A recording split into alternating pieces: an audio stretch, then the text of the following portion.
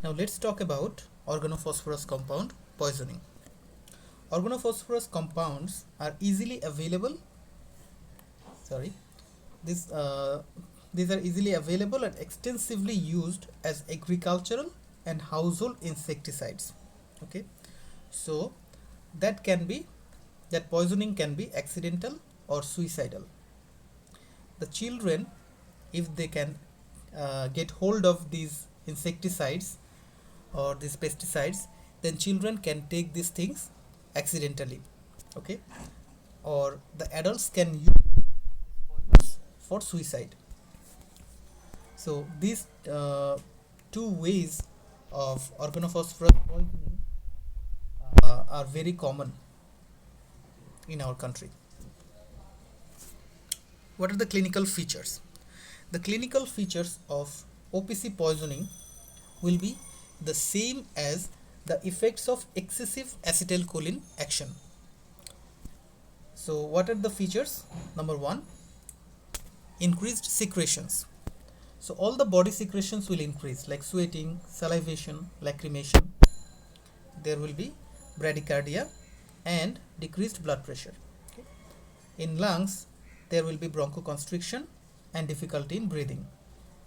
In GIT and urinary system, there will be bowel and bladder evacuation. Can be diarrhea, or there can be increased micturition. And in the central nervous system, the features can be disorientation, confusion, convulsions, etc., which may lead to ultimately coma and death. Okay. Now, how to manage this patient? How will you treat the patient? First of all, we have to take some general measures. These are the general measures. We have to terminate further exposure to the poison. For example, fresh air, wash the skin and mucous membrane with soap and water.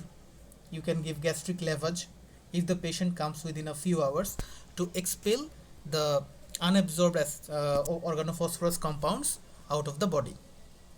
And there can be necessity of maintaining the airway patency by positive pressure ventilation. Okay. Then come to the specific measures. The specific measures are specific antidote and cholinesterase reactivators. So specific antidote is atropine. It reverses the muscarinic symptoms. But atropine cannot oppose the nicotinic actions like peripheral muscle paralysis.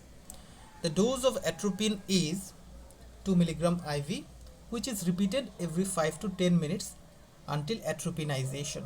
So what is atropinization? Atropinization, actually the features of atropine overdose.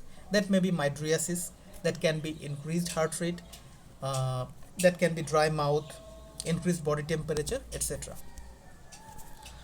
Now another drug we can give to that patient, that is pralidoxib, which is a cholinesterase reactivator. Now what is the role of this drug in OPC poisoning?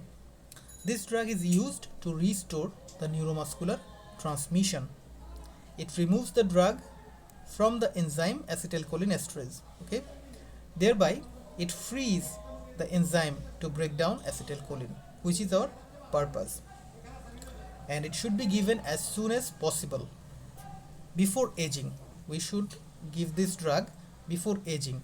We have discussed about aging, what is aging, in the previous video. So preferably within 6 hours.